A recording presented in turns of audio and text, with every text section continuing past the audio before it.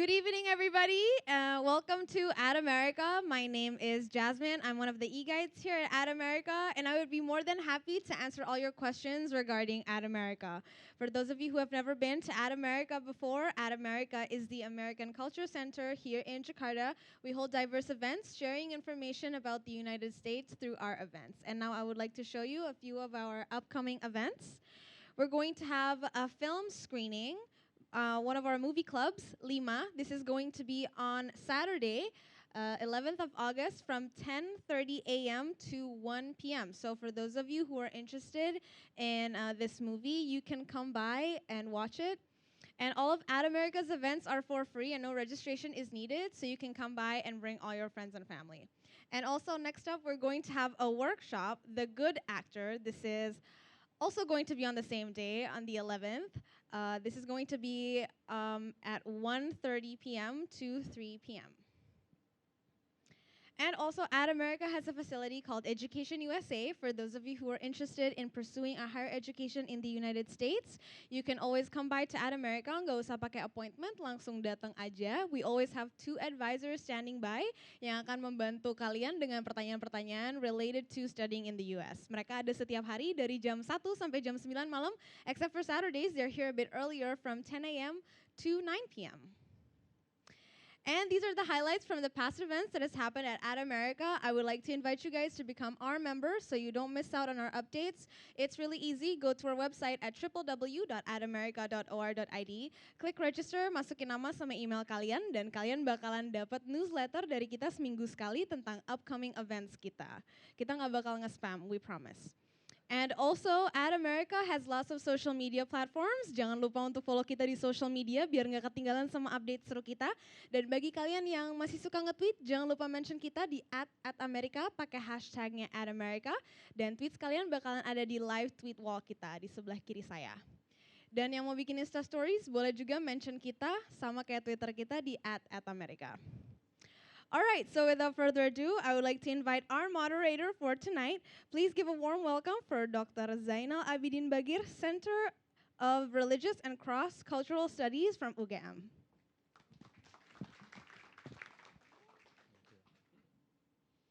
Yeah, thank you very much. I'm Zainal Abidin Bagir from the Center for Religious and Cross-Cultural Studies at Gajah Mada University. First of all, I'd like to thank Ad America to give us this opportunity. This is the first screening, first public screening of our film. And I'm also happy. Actually, I was a bit surprised that the title here is The Road to Our Ocean Conference. So this is a film about ocean, yes, but initially, actually, we didn't think about this film as a film about ocean. We think about this film as a film, well, the title of the big project that we are doing is voicing diversity. So it's more about diversity, cultural diversity, religious diversity. But then, yeah, we can see that anytime we speak about culture, about religion, especially in Indonesia, you cannot confine it into one box. Religion, culture, is also about many other things. And that's exactly what we try to do at the center in UGM. The center is mostly a master's degree program on religious studies, but we understand religion in a broad sense.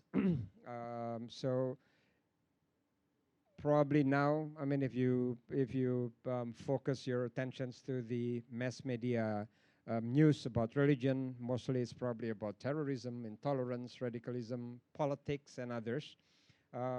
We understand religion mostly as lived experience, and as lived experience is not, like I said, it's not confined in a particular box, but it cross-cut with other things in life. So when we decide, this is our first film, it will be followed by other films. When we had the discussion with Kelly and others, and then made a decision to do this film in the place, the film which will you see. We know that it's not only about religion. I mean, it's about diversity, culture, religion, etc. But then also, very interestingly, the issue, we found out that the issue about cultural diversity is also very much linked with the issue of biodiversity. That's partly the topic of this film. And after the film, there will be um, a TEDx video of TEDx presentations of Kelly. It's from the TEDx Ubud a few months ago, which speaks about the same issue using the same situation of the Bajo community to speak about this interlink between religious and cultural diversity. So, what else? I think probably that's all I want to say. And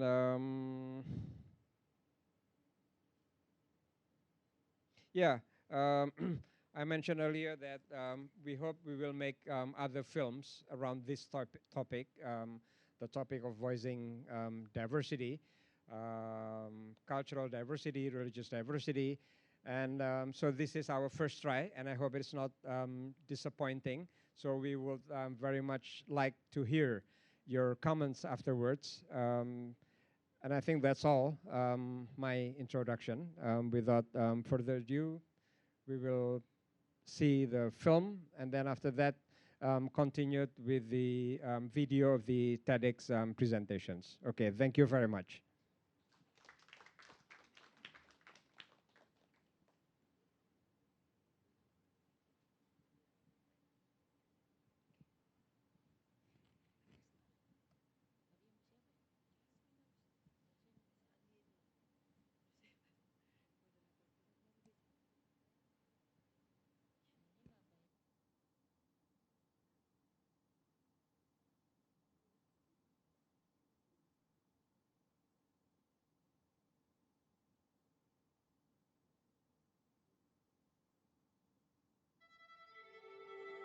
Bajau itu adalah kebebasan. Sebelum ada Republik Indonesia, sebelum ada batasan di laut, kami hidup bebas. Dengan cara seperti itu, kami bisa hidup sesuai dengan laut dan semua sumber daya alam yang ada di laut. Bahkan saat ini kami sudah melepaskan kehidupan di atas perahu sebagai masyarakat yang nomadik. Kami masih tetap tinggal di laut karena laut itu adalah kerajaan kami. Tapi kami tidak mengatur laut, lautlah yang mengatur kehidupan kami. Sekarang kehidupan kami berubah dengan cepat karena ikan sudah hampir habis. Karang di mana-mana sudah rusak dan anak-anak kami juga tidak lagi pergi ke laut dan mereka sudah mulai melupakan tradisinya. Karena berhubungan dengan laut dianggap sesuatu yang rendah.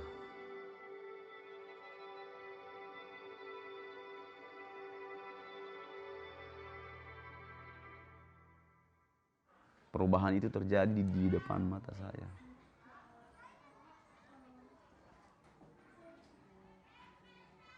Saya saja yang berumur sekarang 44 melihat perubahan dalam 15 tahun terakhir.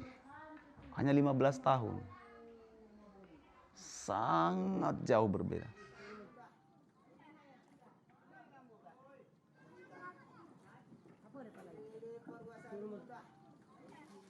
Saya pernah sekolah sampai SD kelas 6, tapi ekonomi, pergi ke sekolah tidak punya uang untuk jajan, saya jualan.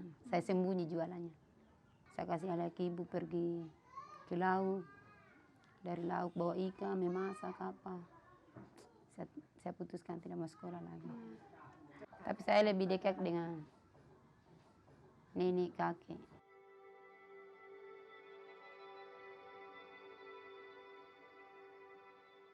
Saya pernah ikut buende, Butia, putar pulau, cari ikan sampai 3 hari. Waktu masih seumuran Halim.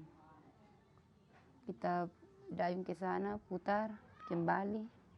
Itu 3 hari tidur di pantai, tidur di perahu. Tapi itu musim teduh, tidak ada ombak. Tapi banyak teman-teman buende yang pergi bawa cucunya. Tapi saya paling suka kalau ada orang sakit, apalagi mereka sakit dari laut, tibanya ke rumah, tidak enak badan, jadi dipanggilkan bonde. Bonde sarankan harus mau 2 ibu bawa air alkohol ke tengah laut. Baru bonde panggil semuanya tuh yang raja-raja di laut itu untuk bonde kasih alkohol itu 1 botol. Haling akan disunat. Islam bilang kalau kita tidak sunat, kita tidak jadi Islam, harus sunat. Sebelum meninggal kalau ada sunatan, Butia yang dipanggil. Sekarang setelah Butia meninggal tidak ada lagi. Butia bonde meninggal bawa ilmu. Tidak ada yang ambil ilmu. Saya masih ingat waktu kecil, ibu saya itu masih punya kepercayaan dengan tradisi Bajo, dan bapak seorang muslim. Kampung itu kecil, tapi hampir mayoritas orang masih praktis dengan adat istiadat orang Bajo. Tapi bapak saya lebih ya dia muslim, mengajar kami mengaji, mengajar ajaran-ajaran tentang Islam. Orang Bajo di Indonesia, saya boleh bilang 100% mereka mengaku muslim. Tapi masih ada kepercayaan Bajo di dalam masyarakat itu. Semua orang Bajo berkembaran dengan gurita. Jadi orang tidak tahu di mana binatang kembar saya, ya. Tapi kalau mereka menombak gurita dan tiba-tiba sakit, berarti dia seperti menembak kembaran dia dan harus dibuat upacara ritual lagi. Ada orang Bajo yang sangat percaya dengan tradisi, dengan upacara-upacara tradisi mereka. Saya Islam, tapi saya tidak terlalu praktek sebagai seorang muslim. Istri saya masih sangat kental, dia orang Bajo. Dan ya saya bilang anak-anak harus tumbuh sendiri dengan ini. Jangan hanya percaya kepada Islam saja. Biasakan mereka dengan siapa dirinya, dia orang Bajo. Kakek almarhum adalah Sandro, nenek juga. Mereka adalah pewaris tradisi yang Bajo yang sebenarnya, dan kemudian mereka juga sholat.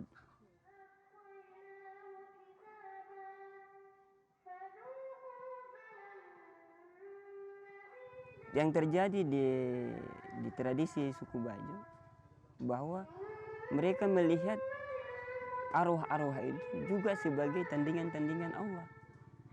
Jadi di dalam Islam ini tidak boleh. Ini kalau bahasa Islam itu dia menyebut musyrik, percaya kepada selain Tuhan. Saya sudah memeluk Islam itu dan mengerti tentang perintah dan larangan di dalam sejak kuliah. Sudah tidak lagi mengikuti tradisi ibu saya disampaikan bikin tradisi kakak tuli, saya tidak lakukan. Sama Bahari masih mewarisi cerita-cerita yang lama, belum mau berubah.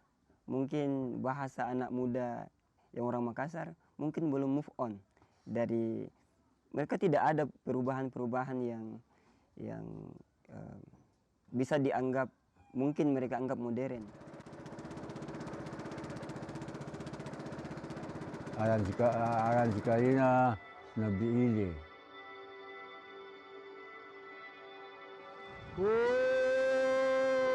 Mudah kumulai kumutan di hambur kalimaan menjunang tumpul selatan.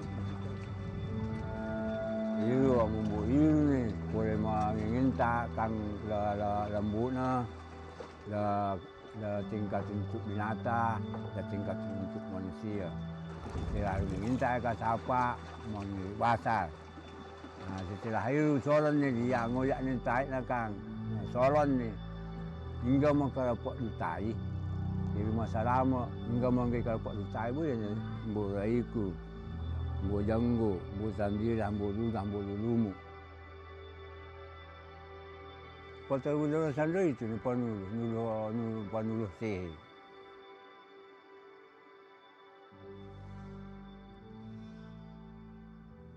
Memang na limumbuk kita limba memang sama saribah.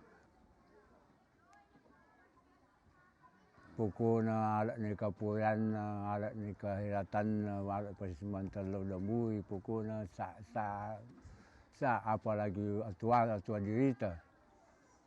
Bisa masaribah mendirita limba memang limui. Makanya buku puan suruh, lubanangku sekolahku, jalan ikut untuk nama dulu manusia kampung. Bunga lagi nasi, enggak kena tentangan, ini dua tentangan. Ada dua ke agama Islam, pokoknya ada dua. Karena kita cuma ada dua perabakan itu, antara meliu jadi. Kalau laku meliu jadi kita ada salah.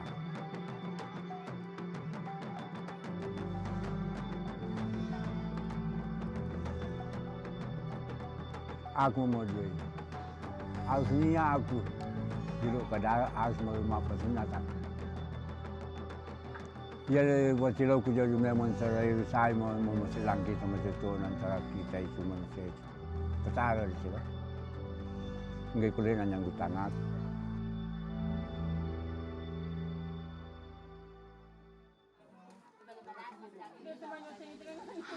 Saya jadi pemimpin acaranya. Saya ngurus ini, urus bank, urus makanan. Banyak yang mau ikut di Sampela, mungkin 30 orang. Itu ramai sekali. Satu kampung pesta.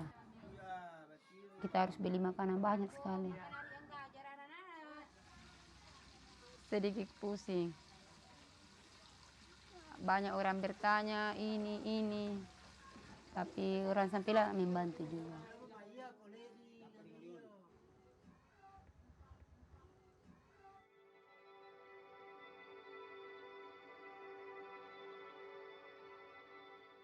Jarain paguran ta membuat tianyu ai ko. Katunan tengah ragi. Enggak, jara si bayi ndak jangan tenang ngaragi. Bu maca iya rusak paguran ta. Bumbu tianyu Iya bejara nambar riru nih, nambar manusia mah bahat nih, manusia mah. Niu labulu nih. Jara nambar tiru di sana. Ini ko jara iru paguran tanggi kita dampa tahu betingga. Kita marah nih nggak anak tua. Nggih kita sadar na tua na mata ya. Sadar aku na mata ya. Itu sisal kita. Bo sisal nih. Panyunak na tidak nak kasadiri nih. Penganggantangan buas na. Ilmu na memang na tidak kasih. Ilmu na tidak nasihi. Guru anak tahu baca membendi. Sa guru anakku. Bunginay. Ali masih sekolah kerja. Sanggiha ke sekolah sa guru. Kita guru. Anak tangga di guru. Saatnya guru.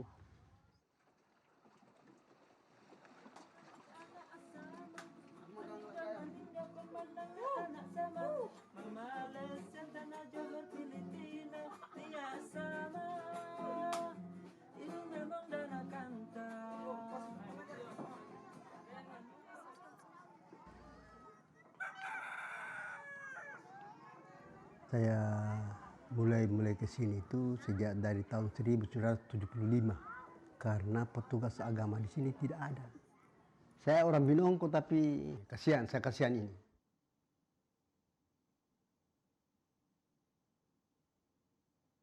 Dari kebutuhan syariat agama apapun dilaksanakan oleh masyarakat harus cari orang darat dengan budaya yang berbeda.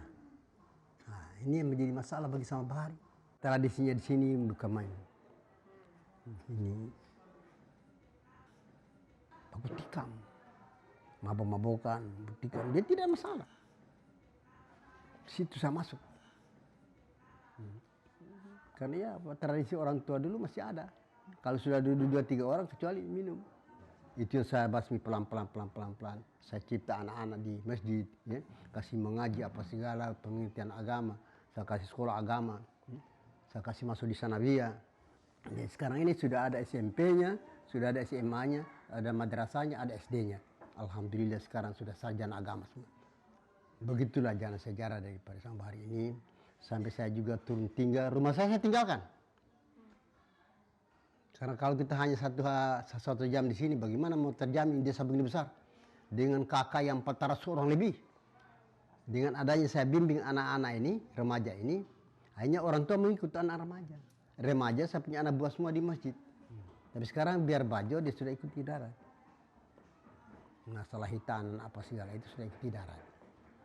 Jadi ada perbedaan tapi hanya sedikit, sudah tidak kental lagi.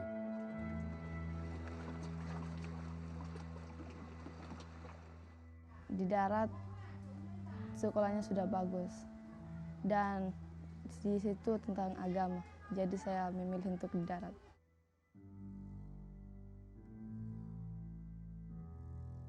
Mungkin saya sudah belajar di sanawiyah dan saya belajar ilmu agama jadi tidak terlalu percaya sandro. Menurut yang saya dengar di sana, jika yang sandro itu syirik menduakan Allah, begitu. Mungkin sandro hanya meniup-niup air, tapi itu tidak mungkin menyembuhkan orang. Tapi walaupun begitu, itu sudah tradisi mereka, jadi tidak bisa dilupakan begitu saja. Anak laki-lakiku akan disunat dan sesudah itu sudah diakui menjadi seseorang yang dewasa.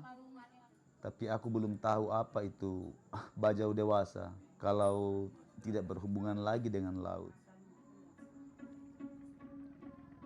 Perubahan iklim untuk di kawasan ini sudah terjadi. Ada banyak sumber daya yang menjadi harapan besar untuk orang Bajo bertahan hidup. Tiba-tiba ketersediaannya sudah tidak cukup lagi. Dulu ikan masih banyak. Lokasi-lokasi yang tempat biasa untuk menjaring itu lebih banyak ikan. Dibanding dulu itu banyak ikan, tapi sekarang harus di tempat jauh, sudah kurang.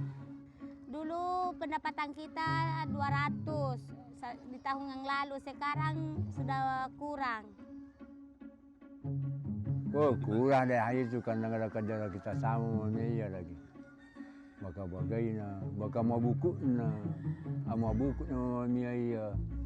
Di sekitar sini karena tiap hari dijaring atau mancing atau dibom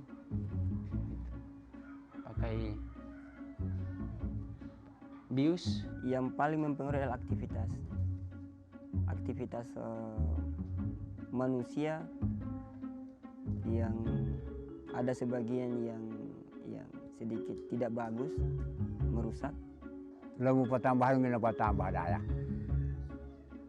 Di daya jalan yang membuiu, mereka jalan kita membutuhkan ngalah daya. Daya di tiada dari rumah aku nama mati nama melaku yang ibu nak kau dan pakulun. Dari rumah kita jadi tanah keramba kita. Tidak juga seperti dulu. Perubahan cuaca tidak bagus.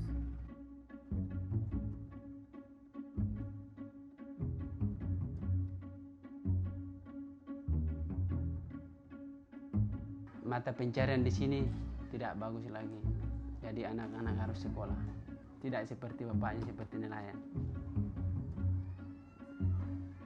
Mungkin di generasi ke depan mereka kalau tidak sanggup lagi, mungkin mereka harus mencari pekerjaan di darat. Dan itu menyedihkan, mereka tidak seperti bukan orang Bajo lagi. Kenapa sama Bahari harus berbeda dengan yang lain? Sama Bahari juga punya orang yang bisa berkompetensi dengan. Tidak ada beda dengan yang lain. Justru kita sama Bahari kalau mau berusaha bisa menyaingi mereka. Menurut saya ini adalah pilihan.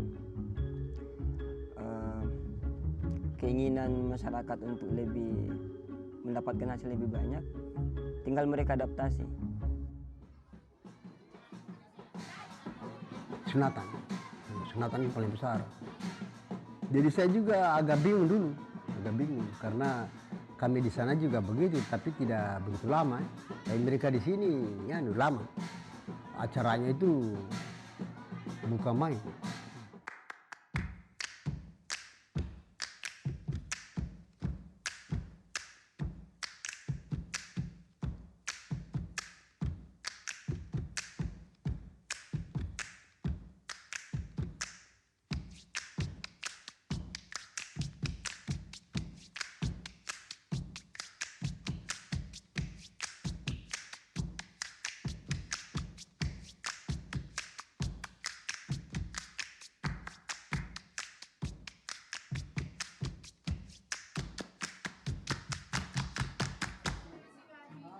Itu sunatan bukan untuk hanya anak-anak, itu sunatan untuk orang satu kampung.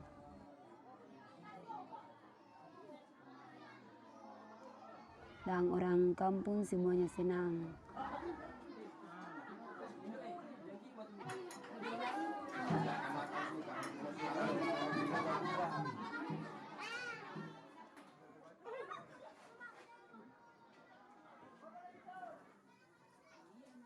Ini tradisi dari nenek-nenek moyang, turun-temurun sampai sekarang.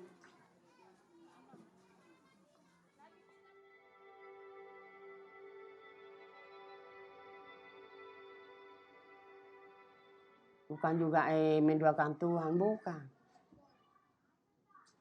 Kata mereka yang agamanya itu, dia bilang menduakan Tuhan, tapi tidak. Kalau kita tidak kasih turun adat itu, ada kalanya tuh yang anak yang disunat kesakitan, harus dipakai, tidak boleh tidak.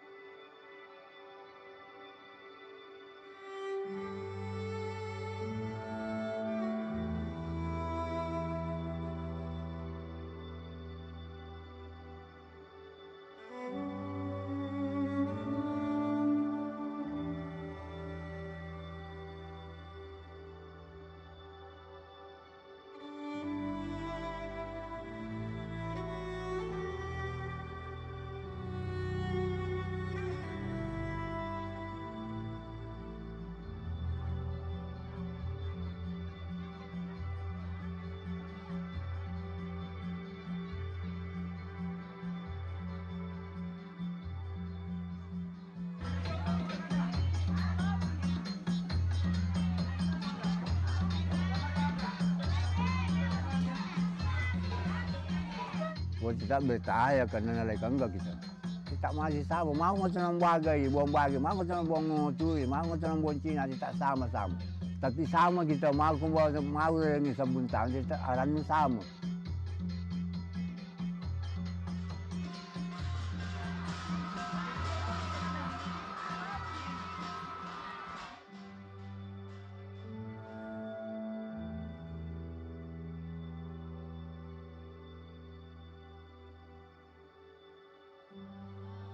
Kalau sudah jadi Islam, hal ini harus bertanggung jawab. Karena dia seperti sudah besar. Harapan untuk Salma dan Halim itu sangat besar sekali. Sama dengan Atia. Biar mereka sekolah tinggi, kalau sudah sukses pulang ke Sampela, mereka harus percaya Sandro. Karena itu dari nenek moyang. Saya sangat senang sekali lihat Halim tertawa. Stres sudah hilang. Dan itu bikin saya bangga karena saya bisa bikin upacara besar.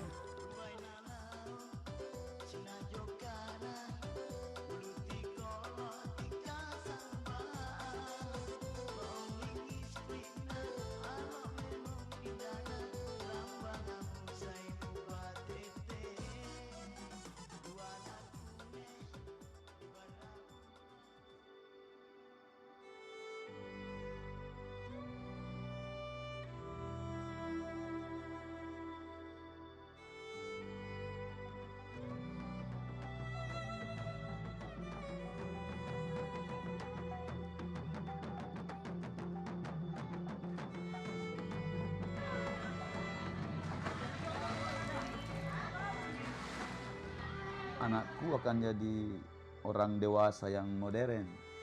Tapi apa itu modern? Percaya pada batasan yang sebenarnya tidak ada? Bukan hanya batasan yang memisahkan wilayah saja, tapi juga yang memisahkan agama dari tradisinya.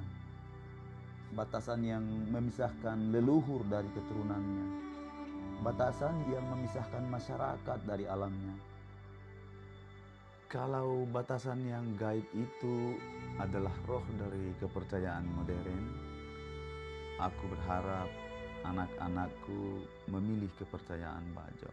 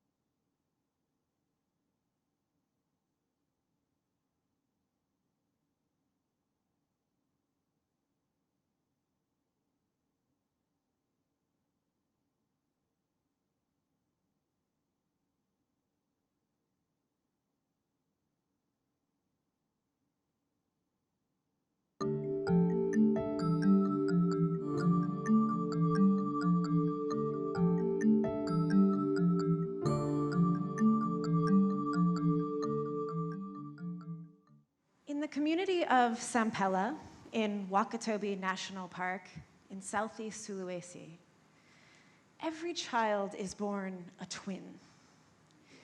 At birth, ritual experts who have overseen the development of a woman's pregnancy deliver both her human child and its twin, the placenta.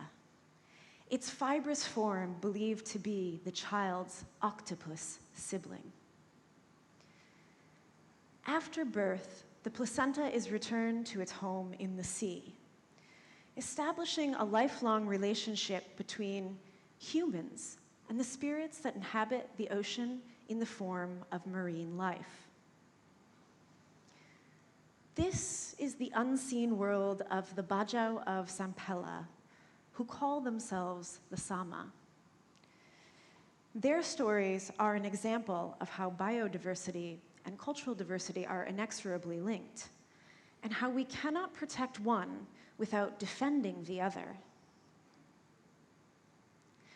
For the Bajau, the marine environment is not only the source of their sustenance, it's the home of ancestors and animal counterparts that are ever present in their everyday lives and activities. It's also the realm of Bojango, the Sama ancestor, who they recognize as a Quranic figure of knowledge.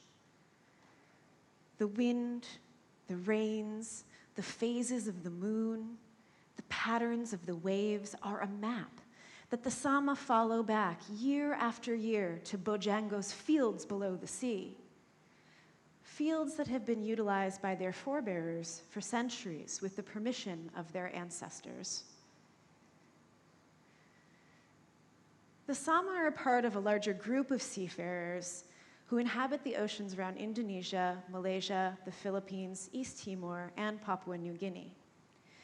The Bajau of Southeast Sulawesi have traditionally lived their lives in boats on the ocean and in the mangroves where land and ocean overlap.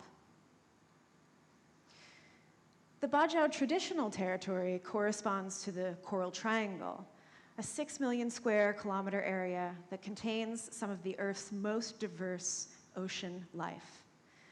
This includes 37% of the world's coral reef species and 56% of the fish species found in the Indo-Pacific marine region.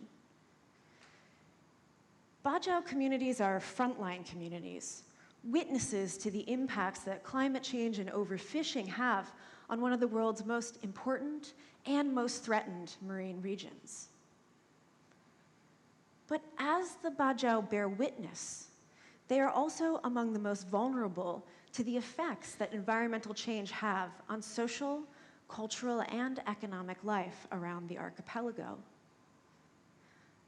Sama beliefs, rituals, and traditions are part of a cosmology of the sea that incorporates their knowledge of the Coral Triangle's marine environment and their practice of Islam. It's based on intimate knowledge of the renewal cycles and habits of marine species that are expressed through spiritual rules about how humans should interact with the ocean and those who inhabit it. It's an ethical system, one that governs if and how resources should be used, that parallels contemporary conservation strategies like no-take zones and the selective harvesting of marine species. But the Sama culture that allows them to live sustainably with the sea teeters on the brink of eradication. As a result of government policies and for practical reasons, the Sama established a more sedentary community in Wakatobi National Park in the early 1970s. The shift to a more sedentary lifestyle, along with the effect of evolving resources, governing of resources in the national park, meant that the Sama had to give up many of their nomadic practices that had allowed them to harvest resources from a very wide maritime territory. More integration into neighboring land-based communities also exposed the Sama to prejudice and discrimination against their beliefs, their way of life, and their interpretation of Islam. Government services and policies that directly affect this village and the ocean that surrounds it are largely determined by non-Bajau. They see the Sama insistence to remain on the sea and to continue to practice a culture that has arisen from a life lived in that environment as a resistance to the ideals of modern life in Indonesia. At the same time, Sama nets are coming up emptier every year. The impending collapse of Southeast Asian fisheries due to climate change and overfishing have decimated the marine life around their village. Older generation of Sama interpret this as a sign of Bojango's anger at those Sama fishermen who resorted to destructive fishing practices, as the once vast ocean territory that they fished became more and more restricted, and there were less and less fish to be had. Today, Sama youth know that they face an uncertain future, as it is clear that the ocean can no longer support their community. But if the Bajau were to live without the sea, then their culture and the ecological knowledge that it contains can only be maintained if the next generation sees the value in carrying on their traditions. At a time when environmental pressures threaten their existence as people of the sea, policies and prejudices that discriminate against diverse ways of life communicate to Sama youth that they don't have any culture that's worth saving. Conservationists and government officials often have difficulty incorporating the Bajau into their projects because he Bajau beliefs as a hindrance rather than as a contribution to scientific knowledge. Conservation efforts often focus on changing human behavior in the face of environmental degradation worldwide. It sees cultures as being lost as the environments that shape them are threatened and disappear. Indigenous peoples around the world are beginning to voice their roles as stewards and protectors of particular habitats worldwide. habitats where human culture has shaped the way that people should interact with and sustain their environments. Nowhere is this more important or more evident than in Indonesia, where environmental destruction threatens the nation's resources, and diverse communities around the archipelago face discrimination and environmental loss. The key to a sustainable future might be held in the very societies that are losing their homes and their abilities to practice their ways of life. This means that we cannot determine a priori what kind of diversity is good or bad. We have to foster diverse lifeways for the potential that they hold for our human public and for the resources that we need to support it.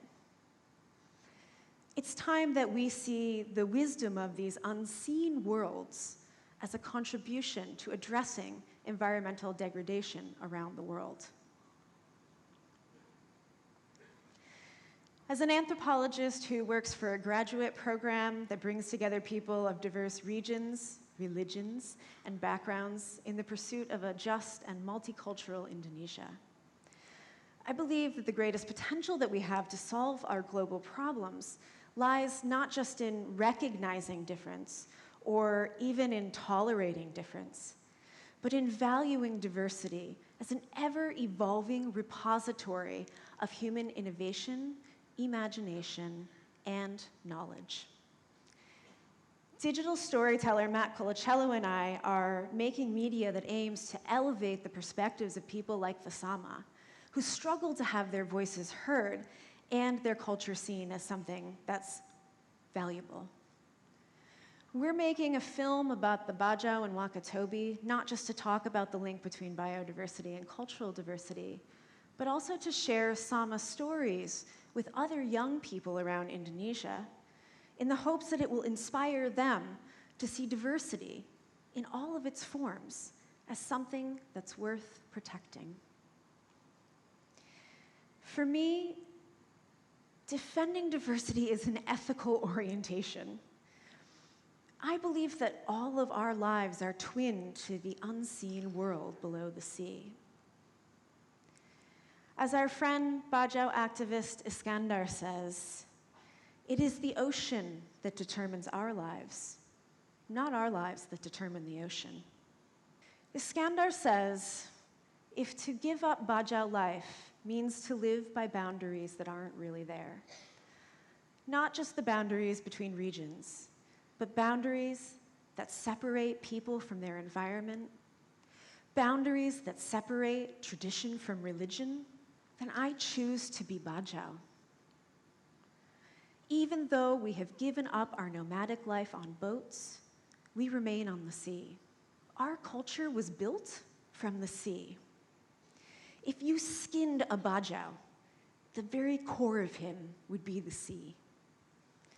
The deepest part of him is the sea. Skandar hopes that his children will be able to choose to be Bajau. But he sees his culture and the knowledge that it contains disappearing with the sea life around them. Our ability to join the Sama and other indigenous peoples around the world in resisting this kind of loss lies in our collective efforts to protect diversity, both human and other than human. An ethics of diversity can start in the recognition that the seen and unseen worlds of human culture are connected, and that it's the boundaries that we imagine between humans and between human and other than human life on Earth that are truly ephemeral. Human diversity is one side of our shared potential. We have to protect it not only for individuals or individual communities, but for the potential that it holds for all life on this Earth in the future.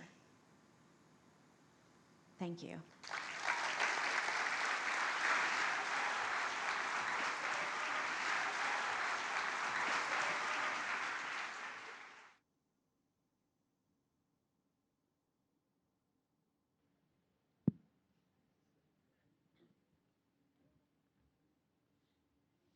Okay, I hope you have enjoyed the film. I'd like to invite Kelly Swayze and Nirwan Arsuka to the stage.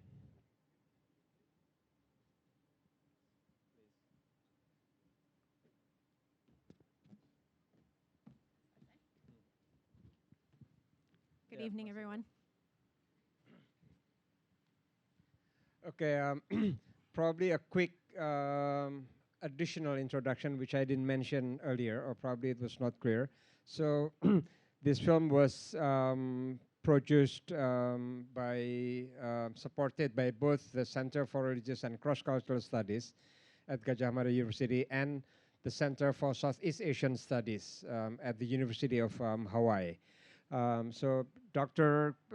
Kelly Swayze, who was in the TEDx Ubud and produced this film, she is a lecturer at the center at Gajah Mada University for many years now, and she is also the project manager of this Voicing Diversity project, which is supported by Center for Southeast Asian Studies at Hawaii. She is an anthropologist. She did her dissertation research in Manado, in Minahasa. So we'll hear from her later. And Nirwan is many things. Well, I just found out that probably part of him is also Bajau. So that will make it more interesting. But Nirwan was born in Sulawesi. He did his undergraduate study from nuclear engineering at Gajah Mada University. So yeah, nuclear engineering, that's not a mistake, right? And but then he describes his activity now as literacy activist. So he has what is called as Pustaka Bergerak. So he rides on horses, boats, and others to bring books to places which are difficult to access. In the past, he was also a curator at Bentara Budaya, which is affiliated with the Kompas newspaper. He was also director of Freedom Institute. So Nirwan will speak first. We asked him to give his comments, and also later we would like to hear your comments also. And actually, we don't have to speak in English. And Nirwan probably in Bajau, I don't know. English, Indonesia, or Bajau. And yeah, we want to hear from you, but first I ask Nirwan to give his comments. Please. Thank you very much. First of all, I would like to express my deep gratitude for those who has made this movie come into existence. Because personally, I see myself, my kind, my family in this movie. When I was a child, I can feel the anger and the confusion of these people of the sea. But I cannot formulate it clearly until I see how Iskandar expressed the confusion in this movie. I still can remember how my family that comes from the sea, the Bajo people, orang-orang Bajo,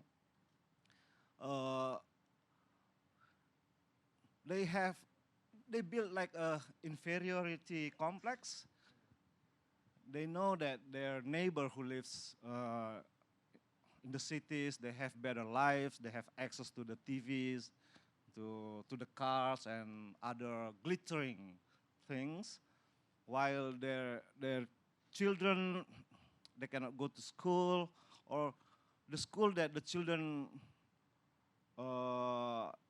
is studying is not as good as the schools that the other have in the cities.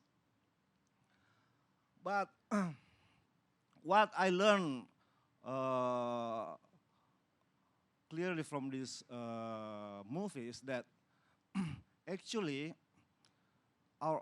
the enemies of the Bajau, the fierce enemy comes from religion, which is Islam. Islam, of course, helped the Bajau people tame a certain violent side of the life. And Imam Shibli in this movie said that how he tried to abolish the violent practices in the society, and it did happen in our society until the 70s, until the 80s. We still have stories about people who take out his blade, and make conclusion, and make this violent fighting as a way to conclude their conflict. And Islam does, for a certain degree, tame these violent practices. But then, the problematic aspect of Islam is that the religious teaching make the Bajau's people disrespect his own tradition. Although the Bajau people themselves perceive that there is no contradiction between Islam and Bajau, but the formal education always insists that Bajau is musyrik, just like who's the little girl, Salma? Yeah. And I think this happens not only to the Bajau. Islam, at least not the Nusantara Islam, the radical Islam has a very jealous God who is incapable to share spaces with other supreme beings. That's the first thing that we can learn from this. That make me realize the core of the problem of the Bajau peoples. But then, we can also learn from this movie that actually, although the Bajau peoples is surrounded by many problems, they do have power to deal with this. And it is beautifully represented in the figure of Ipa, the mother, Saipa. Saipa, she's clearly not as clever or intellectual as her husband. She is just a mother, but she's truly expressed the wisdom of how to be a real Bajau. She's the only one who can lead the community to perform, to make the circumcision festival, and then make the whole community comes together and they dance and they sing. And I think the future of Bajau actually lies in this power of how to make this social cohesion, the integrity between the member of the society. If Bajau people or if there are a lot of Bajau people like Ipa, then I believe that the future of Bajau can be certain. They have future as long as they know how to make their society comes together again through these rituals, through this tradition. And if this tradition also back up with the formal knowledge, like the one we can Tarzan, then of course we have better future. I believe that other than our cultural identity, proper knowledge of how things really goes, how things work with this scientific knowledge is the second keys that will help people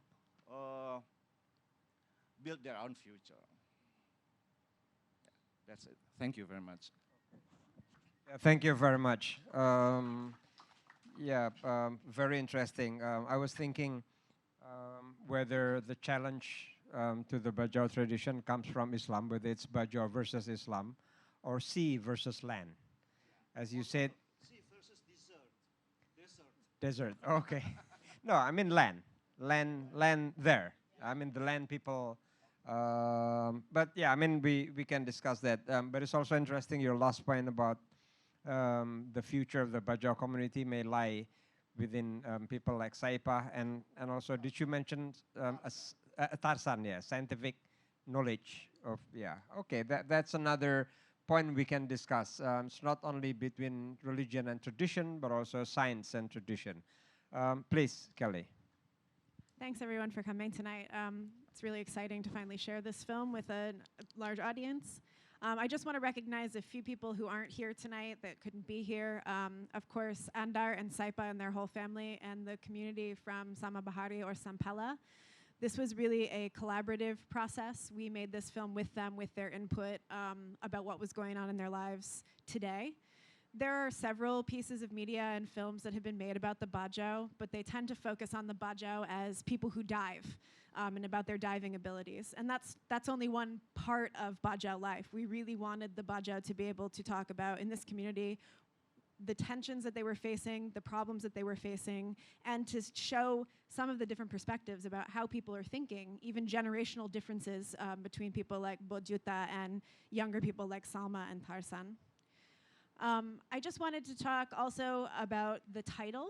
So Matt Colacello and I, who made the film, Matt Colacello is from the Global Workshop. He works on climate change issues and he interviews indigenous people around the world about how their lives are changing or the change that they see in the world because of climate change. And one of the interesting things that we came across while making this film is that the Bajau in Indonesia are often considered people who don't have a land. They are pendatang, or they don't have adat because they don't have tanah. But actually, their land is the sea. That's why we called this film Our Land is the Sea, or Air Tanahku, as they often joke, not Tanah Airku. And it's a really important point to make that nomadic people, different groups of indigenous peoples, people who live on the ocean, they might not fit into the box of an adat community, but they are cultural communities with nomadic practices, and we have to learn how to think about how people who have nomadic practices can fit into these schemes in which we classify people as being, oh, this is a kind of adat community or a cultural community, and why leaving these kinds of people out is so problematic, because they are the ones that have the most explicit knowledge of the marine environment. And that sort of brings me to my final point, which is that indigenous people around the world are starting to talk about how they have been stewards of particular areas, particular environments, in the way that they have a cultural system or a cosmological system that tells them how they should interact with their environment. And it's not always perfect, but it gives them a sort of map or a sort of guide about how they should interact with their environment and the other than human things that are around us.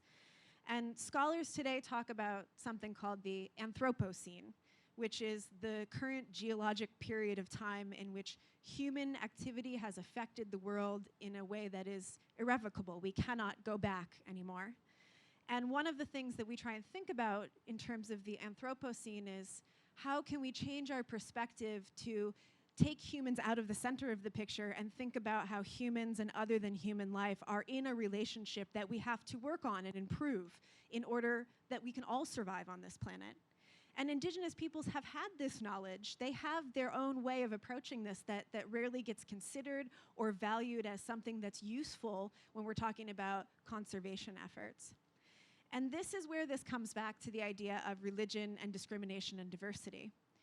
When we discriminate against people's practices of Islam, when we discriminate against different kinds of religions, against aliran kepercayaan, for instance, what we're discriminating against is people's cosmological systems that give them a guide for how to live on this earth with human and other than human counterparts. And so you cannot separate discrimination, issues of diversity in Indonesia from these environmental issues because they're all part of the same system.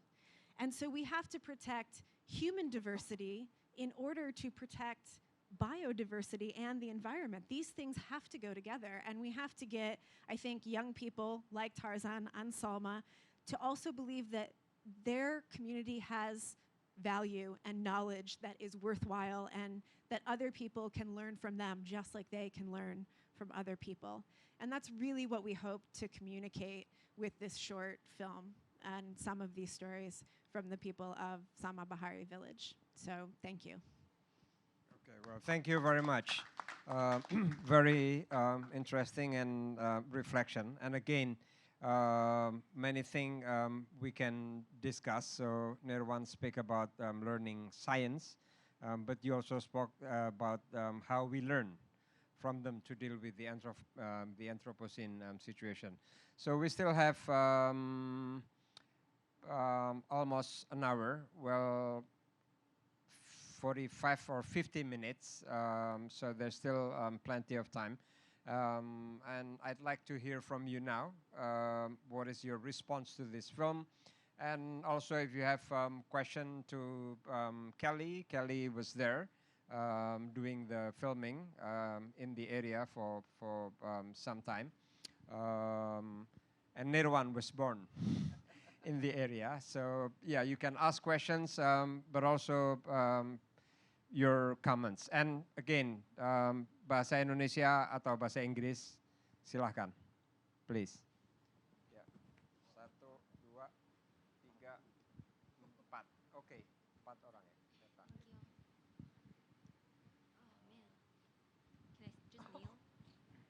Hi, my name is Tao Nguyen. I am a U.S. Fulbright student researcher. I just finished in Wakatobi. So I wanted to ask, how did you particularly choose this family? And how did you communicate them in terms of Bahasa Indonesia or Bahasa Bajo? Sure. Yeah. So I met this community in 2011. I used to bring student groups out there.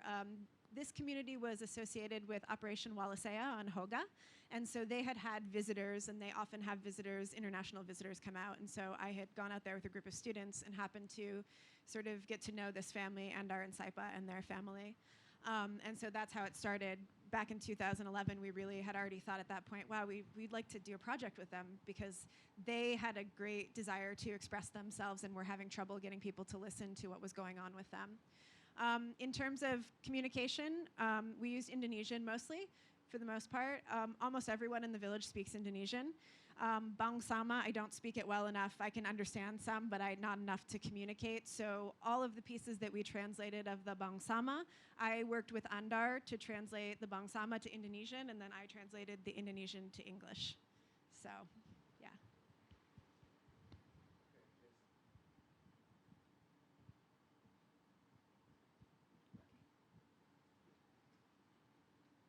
Thank you very much. Actually, I am really touched by your speech, especially about the Bajo. And it is really new, not a new perspective, but you made it to frame, make me like a pola pikir yang baru seperti itu.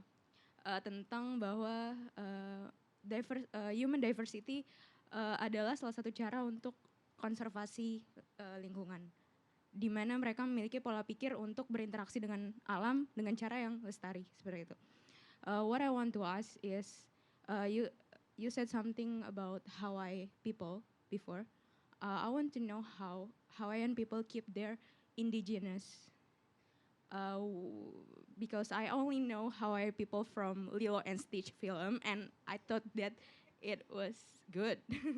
And which come to another question about how to manage these Bajo people, because from my perspective, they have an unnormal way of life, like they're nomadic. And maybe from my perspective, they do not want to be managed, like they don't have rules. And how government making them to what is it, mematuhi aturan seperti itu. Terima kasih. Sorry, can you introduce yourself? You Oh, haven't. yeah. My name is Yuli. I am from Marine Affairs Ministry and Fishery. Menteri Kelautan. Okay. Yeah, Teman Bu Susi. Yeah, next question. Yeah. Hello, my name is Shiva. I was a biology student, and I was having an experience to working with indigenous people in Lama Kera, East Flores, and I was intrigued by your idea that to protect our biodiversity is to protect our human diversity first. So, in order to keep biodiversity, is it really necessary to keep human diversity first? So, in another word, human first or local people first, then biodiversity. So if we fulfill their needs, so we can protect the biodiversity. But what if the local people are not cooperated enough? Are not cooperative enough? What I did in Lama Kera was to protect manta ray conservation, and then they were asking a lot of demands, and it's really hard to do conservation to fulfill their demands. So what do you think about that? Thank you.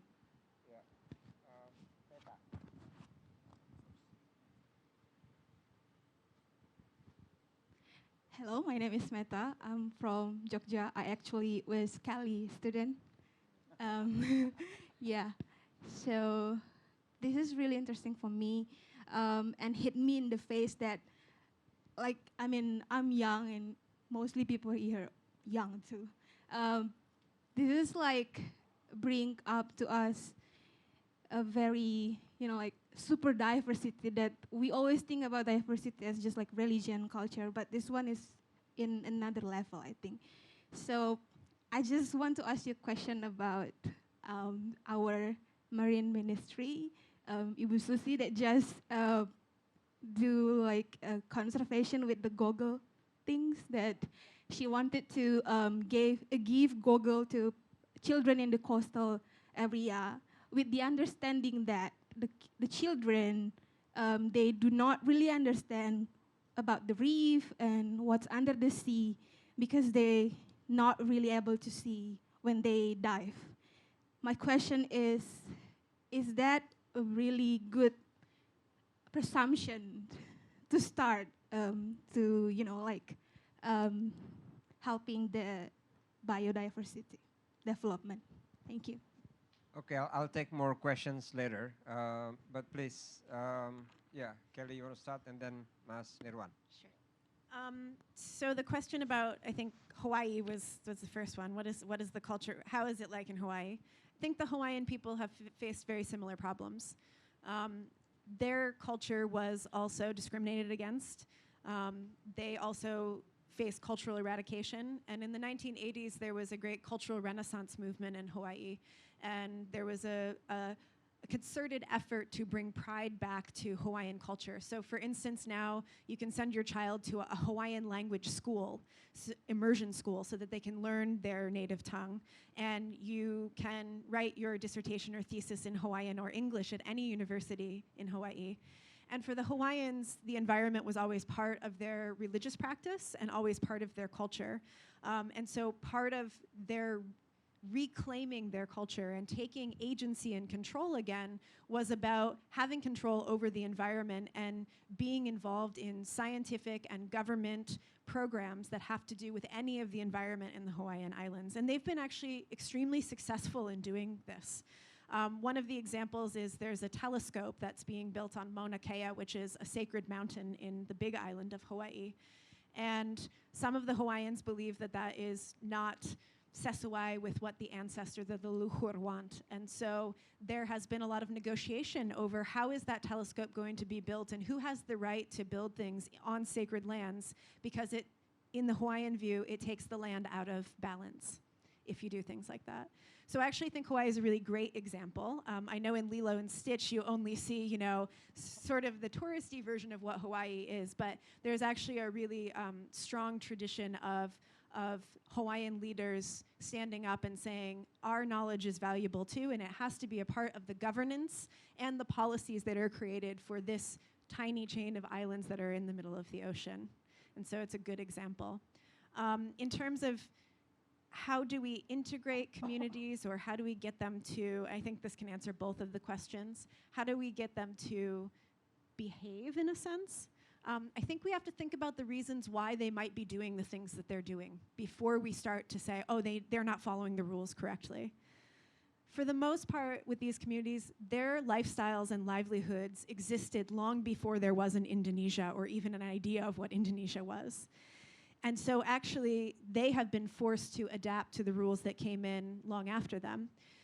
Oftentimes, they don't get respected in terms of that they might have knowledge, or the reason that they're doing things might be because they have a greater understanding of the environment than the people who are making policies, say, in Jakarta, right?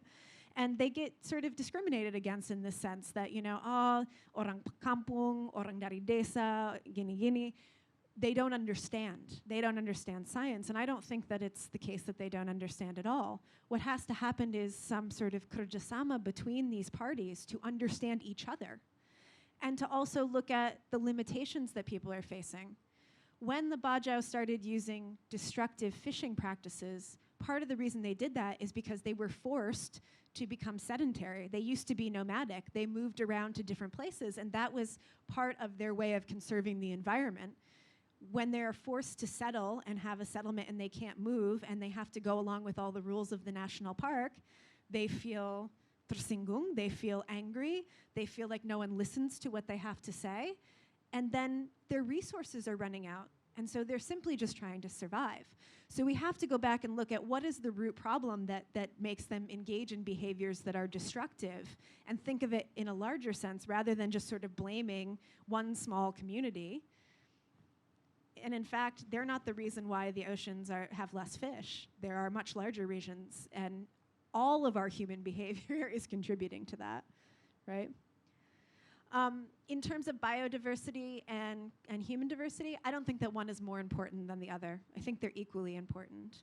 But I think we need to understand that from a cultural anthropology perspective, that we're not just preserving culture for culture's sake. Culture actually has important knowledge that we need in order to preserve biodiversity. We have to protect both of them. And biodiversity is important for humanity. And so we have to see both of those things as equally valuable in order to go forward for all humankind in a way that's going to be sustainable, because we are facing problems that seem insurmountable right now in terms of what's happening with the global environment. So I don't think that one is necessarily more important than the other. It's just that we often say, oh, we have to protect biodiversity. And yeah, you know, cultures are losing their homes because biodiversity is disappearing. But the opposite is also true. We have to protect human diversity because human diversity and biodiversity aren't things that can be separated. They are part of the same system, the same natural world, if you want to say it that way. Well, I think that goes back to what I just said. What does it mean not to cooperate? And why might people have a reason to not cooperate? I think oftentimes they feel that their perspective is not even listened to. And so the non-cooperation might have a lot of different reasons behind it. And they're not just about people being difficult. They're about people wanting agency to make decisions for their own lives and wanting to have a part in the development of policies, and to be respected as citizens just like anybody else, I think. Yeah.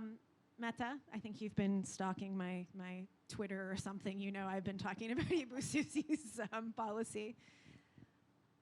I understand what Bu Susi is trying to say, that tourists come into Indonesia and get to enjoy the natural world and scuba dive and see all of these beautiful things in the ocean, and the children are standing on the beachside watching them and not really understanding what's going on.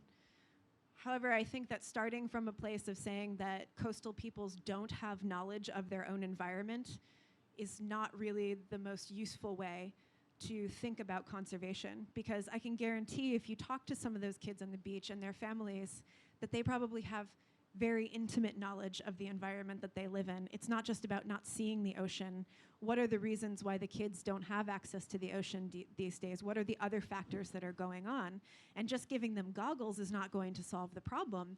involving them in the kinds of policies that the Kementerian Kelautan and all of that are making is the way to go forward, not just saying, well, they simply, again, it's that attitude that they're orang desa, they don't understand anything. But that isn't true. I'm arguing the opposite. They understand a lot. And it's maybe on our side that we need to spend some more time trying to figure out how to translate that knowledge into things like policies and scientific research that can be helpful for all of us.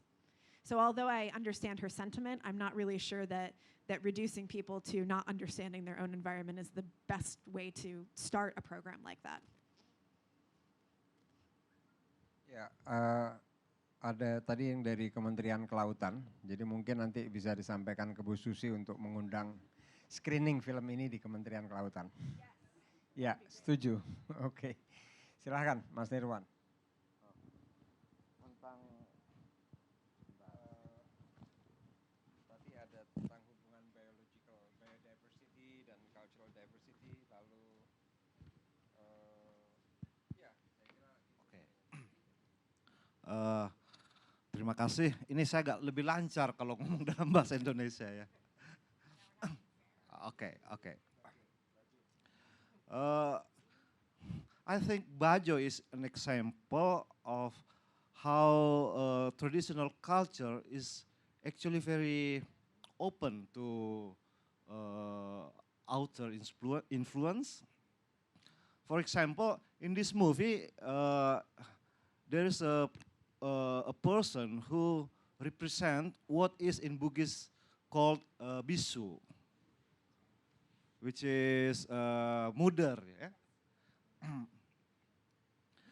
He's very, for a Buginess, mudar is a true bisu, a saman who represent, who becomes the medium between the earth and the sky. And between Bugis and Saman or Bajau, we can trace the mutual contribution that enrich their own culture. For Bugis, they learn from the Bajau about the ocean, about the coral, about the canoes. But the Bugis also contribute to the Bajau culture about the forest, about the astral beings, about how to perform a certain rituals. But this doesn't happen in case of Wahhabi and Bajau, or another culture, of course, because we are facing a system that is content with itself, closed.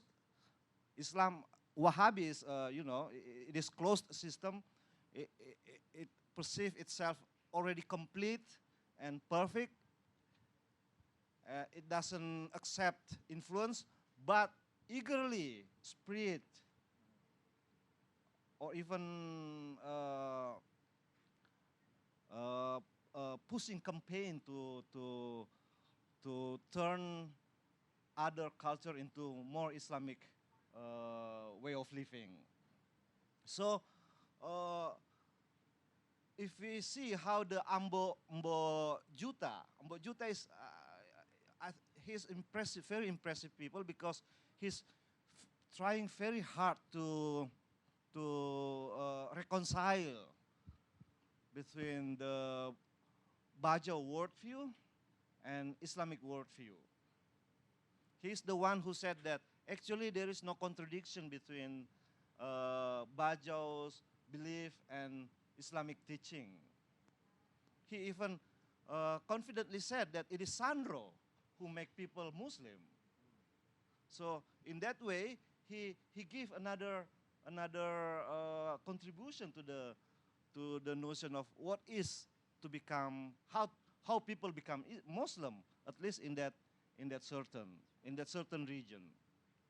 But we didn't see this thing comes from the Imam Sibli.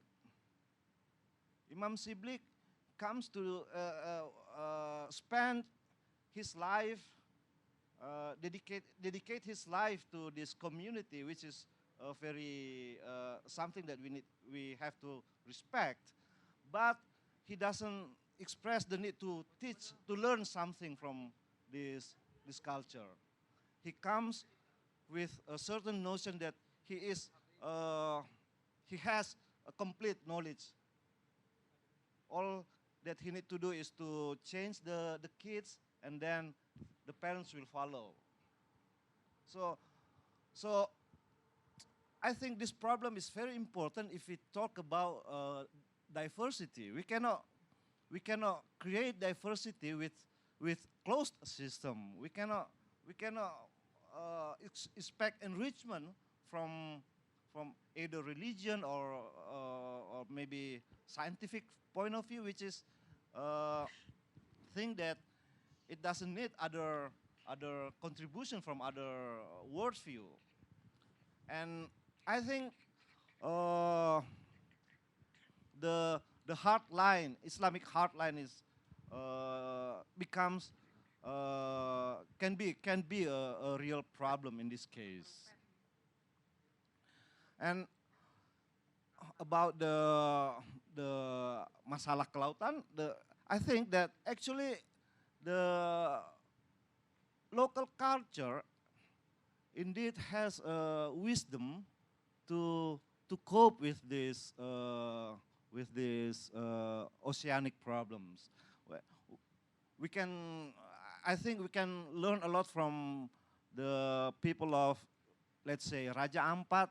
They have certain rules, traditional value, which protect the life of the fishes. They have certain days that people are prohibited to go to the ocean. But the problem is, this local culture is effective to limited space. That's why we can save the fishes only in the certain region of Raja Ampat. This kind of value cannot save the planet from climate change. That's why we need, other than, of course, we still need to retain. We need to write and make the newer generation learn a lot, learn everything from our culture. But also, we have to learn many things from this science, from this technology, because the scope, the scale of the problem that we are facing now cannot be handled with only with the cultural value that we inherit from our ancestors. Our ancestors, our culture can save us, can save us for ourselves, but maybe it can help. It doesn't have influence outside of our traditional region. Yeah. So I think this film certainly has layers of messages, and for me, the message that people need to respect their culture and learn everything from the outside world, including scientific thinking. It is very important. And for me, not only because I'm a Bajau, but also as a nuclear engineer, I can see that these two worldview, the traditional one and the scientific one, they have their own limit. Science makes us powerful, but it doesn't enrich our life. Culture makes our life rich, but it doesn't give us enough power to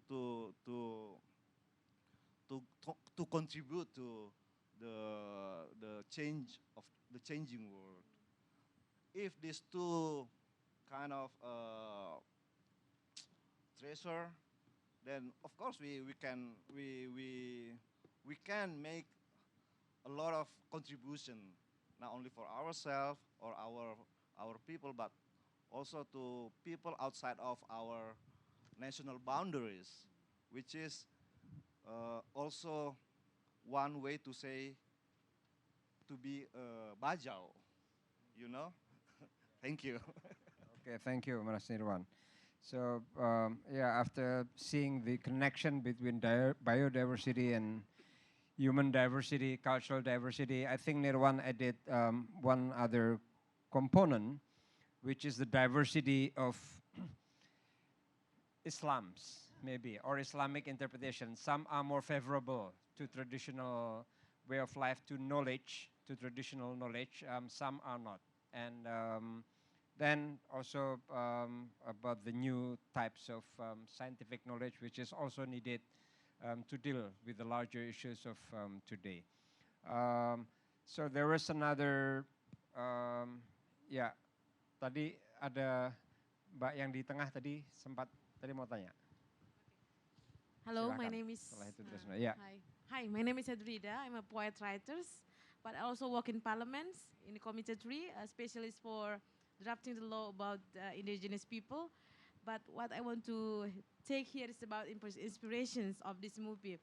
Most of the phenomena and some of the problems sometimes come to the society with the different perceptions. And then sometimes we need another media to showing up what is the reality in there and what we can get to have some of the, how to say it, bondings. I mean, sometimes this is like long story that always happens if I following some of the meetings in the parliaments. It always happen on and on about what do you call Karipan lokal, and then the people, the indigenous, and then the nature, the sea, and everything. I have just come from some of meeting with ministry. At the times, we are some of the young people. I writing down the poetry with the titles Perempuan-Perempuan Pesisir. But now, because I don't watching the movie totally all things, maybe next I will watching with Mr. Arwan also and you and maybe others. I just want to asking you a few of questions about the woman in that movie. What kind of teaching that they teach to their children about the nature, about the God, about everything? Is it we have something to share to any other people about that? Because sometimes woman is the center of everything, and also sometimes also the agent of peace. When any times have a conflict, the woman will be grab everything and saying that we are okay, and they're trying to do anything. I also want to asking you, Mr. Arwan. I saw you in the TV and now I saw you directly for the Pustaka Bergerak. I would like to asking you questions, not only about this movie, but maybe about your vision, and then how you can transfer the spirit for the young peoples.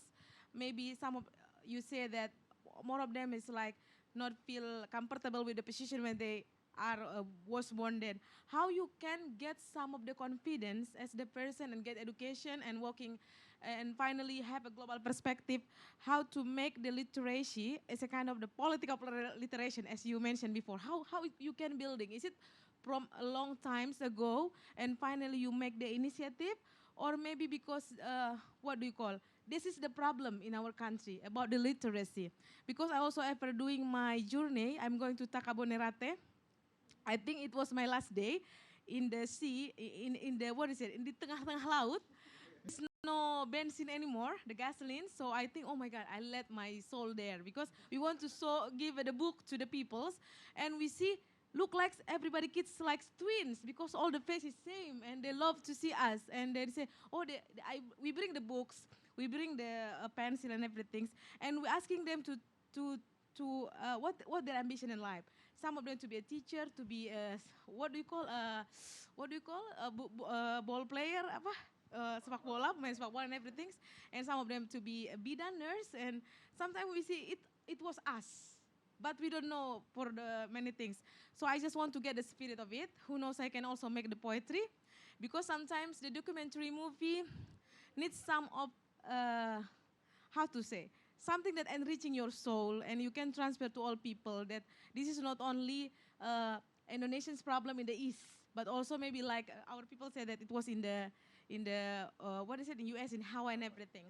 And from that we can make it some of the new perspective again. So I also, what is it, offering, who knows, one day you want to make something, want to release or want to screen this in many place. We would like to make the poetry for you, because the last I get some offering from PAO about stunting. Before they closing with some of the nature, they asking us to make a poetry about that. And I make the poetry about the blue eyes of the kids. So something like that. So that's all. The question is very much. Thank you very much. Ya, Mas Trisno. Silakan. Okay. My name Trisno and I'm a friend of Kelly.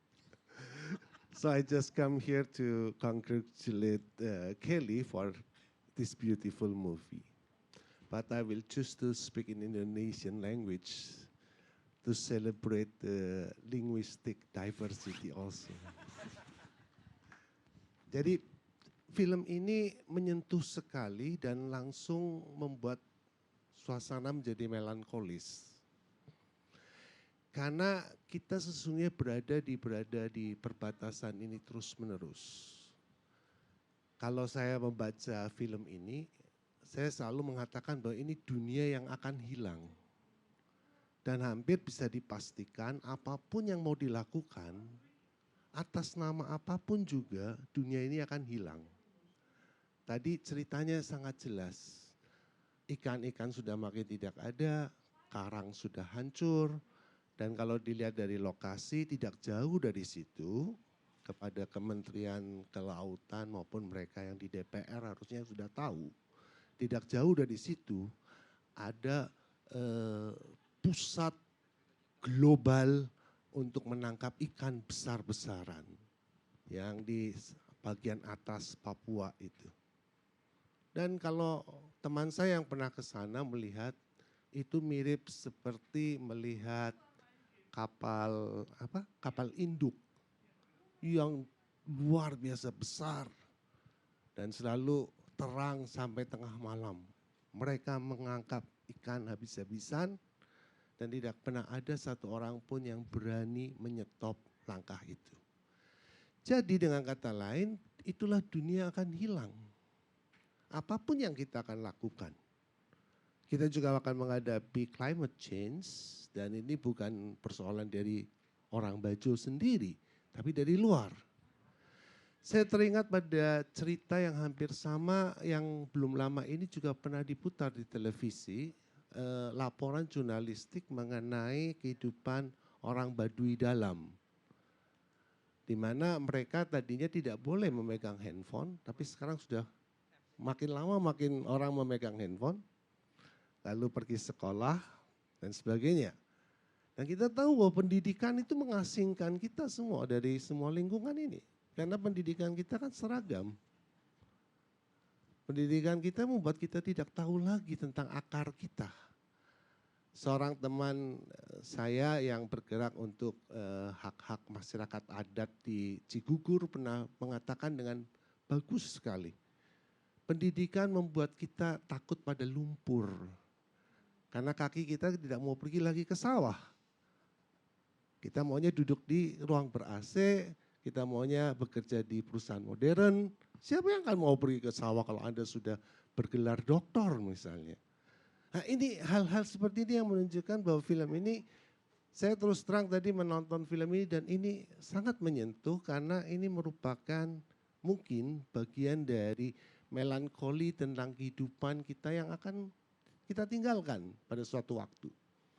Nah, karena itulah saya bertanya pada Kelly sesungguhnya. Tadi Kelly mengatakan dalam waktu dalam speech di TED itu yang saya bilang pada Kelly, apa itu betul kamu? Karena berbeda. Tapi saya mau tanya begini, Kelly tadi mengatakan bahwa mempertahankan cultural diversity dan biodiversity itu sebuah langkah etis, an ethical choice, kata Kelly. Nah, menurut saya ini juga persoalan etis sangat besar dihadapi oleh apa yang tadi saya gambarkan sebagai menghilangnya masyarakat seperti ini. Apakah konservasi itu berarti mempertahankan gaya hidup yang seperti ini? Di tengah kemustahilan situasi yang sekarang terjadi. Apakah kalau mengkonservasi orang Bajau berarti tetap mempertahankan mereka untuk tetap di laut? Dan jangan pergi ke darat. Tapi itu berarti kita mempertahankan bagian dari masyarakat kita untuk tetap nomaden di sana. Mungkin romantis. Ya kan, ada romantisme juga bahwa sebagian dari kita dipertahankan di sana. Tapi untuk saya itu persoalan etis. Apakah kita bisa mengatakan begitu? Apakah kita mempertahankan orang Papua untuk tetap memakai koteka mereka? Dan seterusnya. Itu persoalan etis yang layer etis yang berbeda mungkin. Tapi saya ingin meminta komentar Kelly dalam soal itu. Dan yang kedua, dari Nirwan, baru tahu aku kamu itu orang Bajau, Nir. Terus terang aja. Selama ini kita kenalan tapi baru tahu ini. Saya ingin tahu dan saya minta Nirwan berbahasa Indonesia karena bahasa Indonesia Nirwan sangat baik. Jadi saya minta menjelaskan proses apa. Tadi kan Nirwan mengatakan bahwa ada batasannya. Culture itu punya batasannya, scientific modern juga punya batasannya. Tapi saya kira Nirwan mengalami transisi di dua level ini kan. Mungkin bisa menceritakan sedikit bagaimana proses-proses itu terjadi dan apa yang kira-kira mungkin kita bisa belajar bersama dari situ. Dan pakailah bahasa Indonesia. Terima kasih. Oke, terima kasih. Di sebelah Trisno yang orang besar ada orang besar lain. Mas Dandi dari Watchdog. Mau kasih komentar juga, Mas? Iya, Mas. Ya, terima kasih. Yang pertama saya pikir bukan pada soal agama, ya agama turunan saja menurut saya. Problem terbesar yang dihadapi oleh orang Bajo di Malaysia, di Filipina, sampai Selandia Baru adalah institusi yang bernama negara. Jadi daya destruksinya, frontline-nya ketemu tumbukannya dengan negara. Karena harus beridentitas, dan identitas kita ada kolom agama, mereka terpaksa harus masukin agama. Dan karena di pesisir kita adalah masyarakat Bugis, akhirnya taunya Islam. Karena pedalamannya Kristen, Katolik ada di pedalaman. Pesisir Bugis semua, Bugis Islam, maka Bajau interaksinya dengan Islam. Jadi elemen Islam nomor 2 menurut saya setelah tumbukan pertama dengan yang namanya state.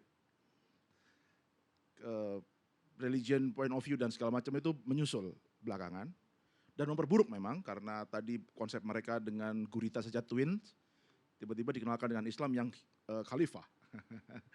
Saya the boss, saya bosnya. Saya bosnya gurita.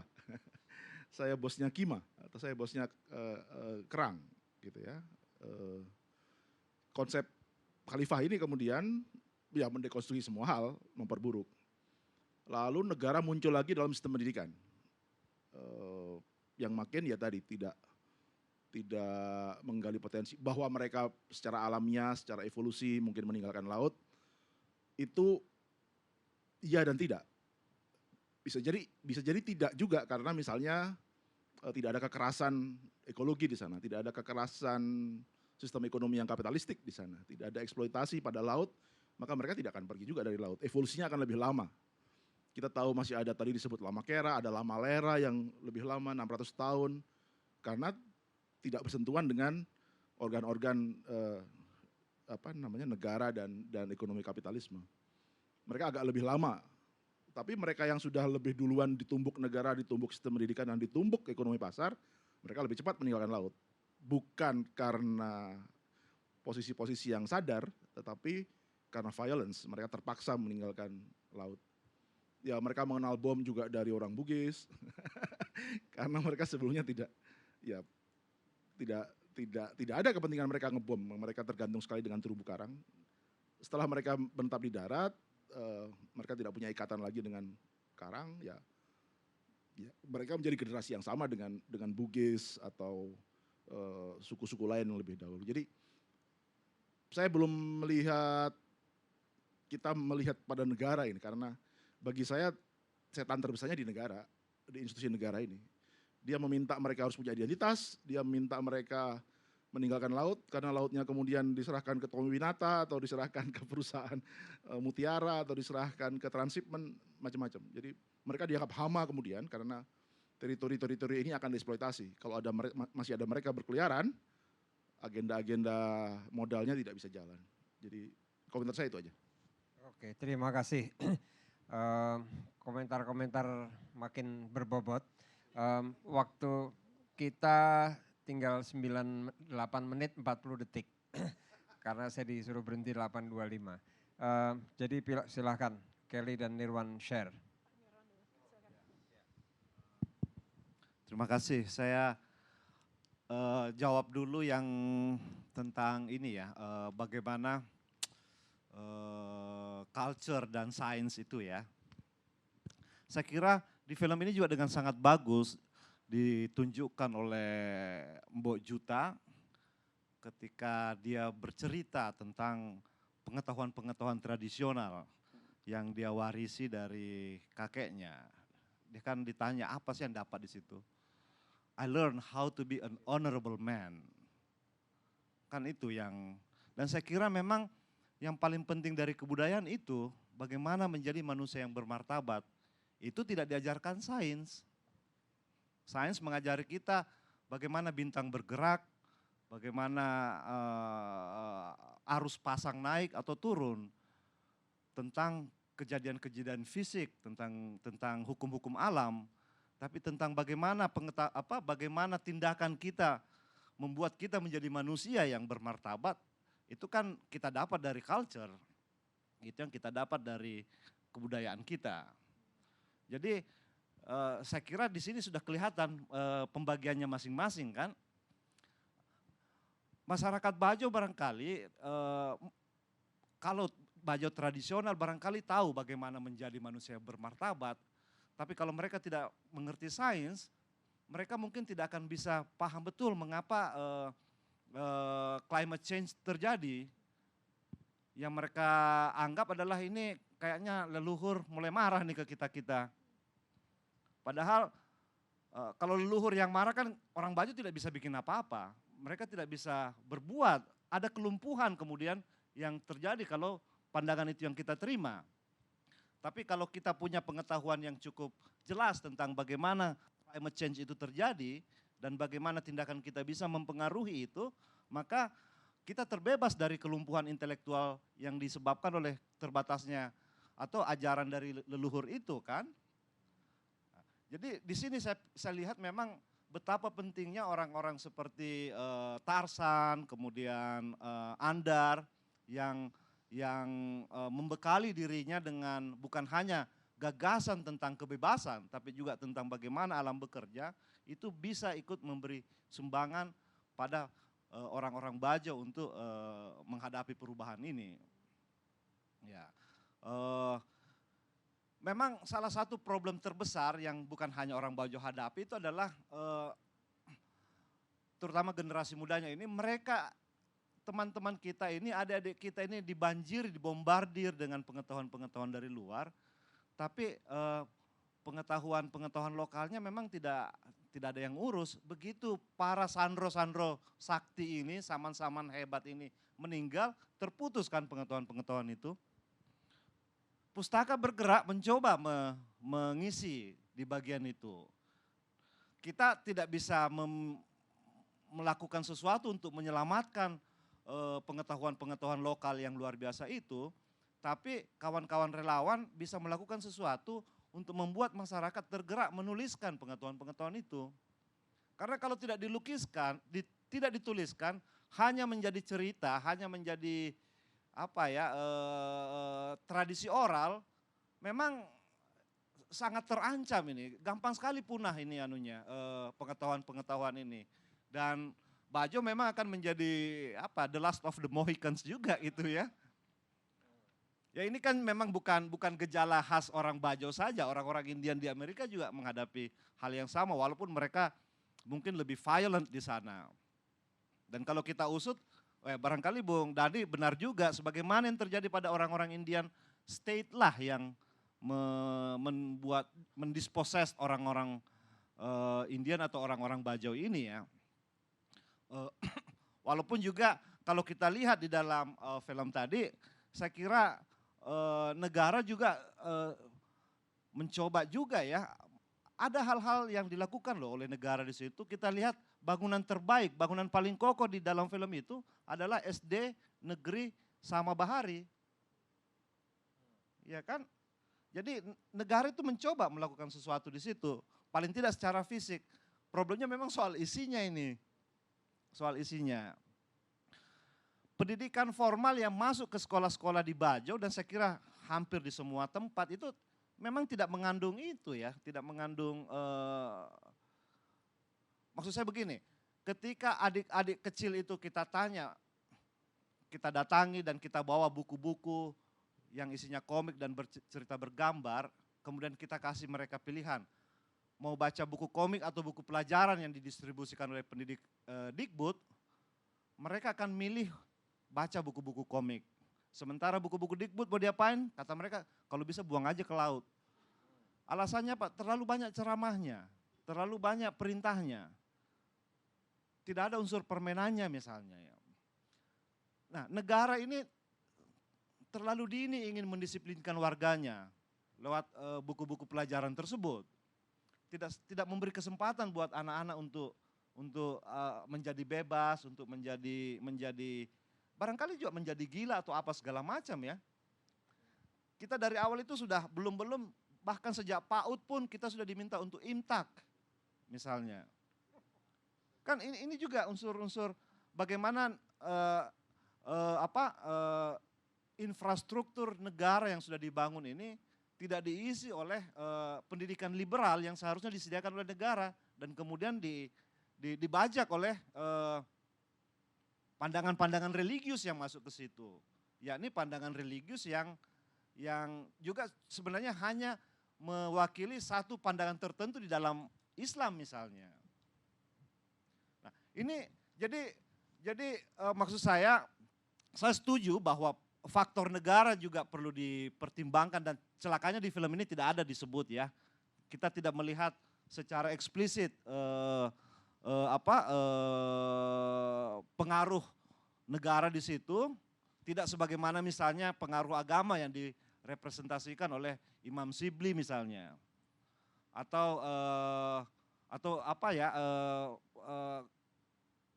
dorongan untuk bertahan dari tradisi-tradisi yang direpresentasikan baik oleh Ambok Juta maupun oleh Muder. Ini dua orang ini kan juga terutama saya kira Muder ya, saya sangat tersentuh dengan orang ini yang terasa dari penjelasannya itu dia sebenarnya tidak yakin betul dengan ininya ya. Dia merasa bahwa ini tradisi ya, tapi kalau kita tidak lakukan anak-anak bisa sakit. Tapi dia itu dengan suara pelan dia sampaikan itu. Ya kan? Tapi dia coba gitu loh. Nah, ya, yang kayak gini-gini kan yang kemudian semakin hilang di kultur kita dan kalau tidak ada yang mencoba menuliskan ini, kalau kita cuma berharap dari cerita yang disampaikan turun-temurun, memang akan habis ini. Akan habis. Dan saya kira itu yang coba dilakukan oleh kawan-kawan pustaka bergerak. Dan harusnya gerakan literasi juga bergerak ke sana ini. Membuat masyarakat bangga dengan kebudayaannya dan bersedia untuk menuliskan dan mewariskannya. Jangan sampai anak-anak sudah tidak tahu siapa itu Mbok Janggo, tapi bisa bicara panjang lebar tentang Ronaldinho misalnya. Oke. Makasih. Ya, makasih. Silakan Kelly. Well, I've got a minute and a half here, so. No, take your time. I just wanted to answer the question about women in Sampala and in Bajo communities. They have an extremely important role, and in fact, they're really the center of the community. Saipa and her mother and her daughter are the people who are really carrying on the traditions in many ways, and are the ones who are feeling perhaps the most stuck. Like mereka terjebak juga di antara modern dan tradisi. So Salma, who really respects her mother and her grandmother, sees that when the Puskesmas people deal with the Bajau community, they're very discriminatory towards them. They're not very nice to them. And the Bajau often come in and complain about things that have to do with their beliefs about the ocean. That's what makes them sick in their understanding. And the people at the Puskesmas don't want to listen to them. So Salma wants to be a doctor so that she can be the first Bajau doctor who can translate and be a mediator between those two worlds, the modern world and the traditional world, that she doesn't want to see disappear, but she's not really sure where her role is going to be, and that's how she sees her role for the future. People like, there was Mbo Sayatina, who's in the part where they're doing the ritual. She is still extremely active and has people who sort of intern with her as Sandro, including Mudur, who has learned under her.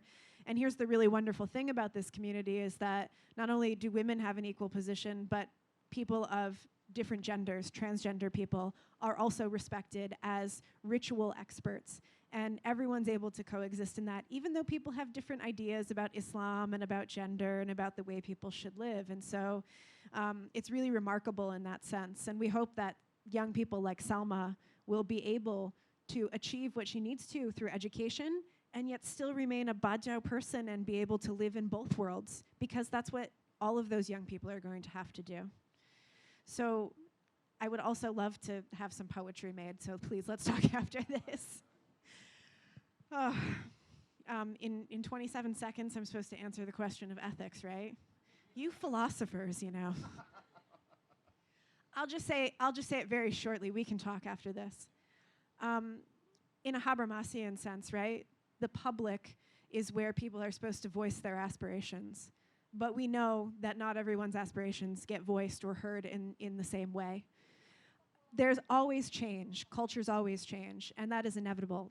One thing that culture is change. That's part of its function. And yet there's a difference between change and eradication, and we want everyone to have agency to contribute to this society in an equal sort of way. And we know for some communities like the Bajau, they don't have an equal ability to contribute their voice to society. So the ethical part is not that we have to preserve every culture, not that things can't change, but that we have to give everyone an opportunity to voice their aspirations to make the best possible collective that we can. And that means making up or elevating those people who don't get the same sort of power in their voice in the public that I do as a, American white professor sitting on a stage and talking about it, right? We have to address those imbalances. And for me, that's sort of the ethical part of it, is to be willing to listen and to entertain that there are other kinds of life that we might not agree with, but somehow we might be able to find some value and meet in the middle. Oke, terima kasih. Ada satu pertanyaan besar tadi yang ditanyakan Trisno yang saya kira tidak perlu kita jawab. Apakah dunia ini akan hilang? Apakah sudah pasti akan hilang atau masih ada kemungkinan menyelamatkannya? Saya tidak tahu, jangan-jangan itu sebagai filosof pertanyaannya mungkin keliru. Tapi saya tidak usah lebih jauh. Terima kasih untuk kehadiran Anda semua. Saya tidak akan menyimpulkan, saya akan menyampaikan saja sebagian dari persoalan, banyak sekali persoalan yang kita bicarakan tadi, soal agama, lingkungan, budaya, tradisi, keragaman macam-macam itu adalah bagian penting sebetulnya yang kita lakukan di program studi agama dan lintas budaya atau Center for Religious and Cross Cultural Studies di Universitas Gadjah Mada. Kalau Anda berminat, bisa kunjungi website kita crcs.ugm.ac.id. Beberapa dari isu-isu semacam ini sering kita angkat. Kita bisa lanjutkan lagi percakapan melalui medium itu. Terima kasih banyak Dr. Kelly Swezi dan Insinyur Nirwan Arsuka. Terima kasih sudah share ini, dan juga tentu terima kasih kepada Anda semua yang sudah berbagi pandangan dan menonton ini bersama-sama kita. Oke, selamat malam. Thank you everyone for coming.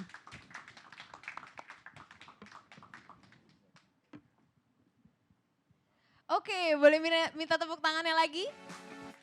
And I would like to invite the moderator and the speakers to take a picture with our Ad America logo, please.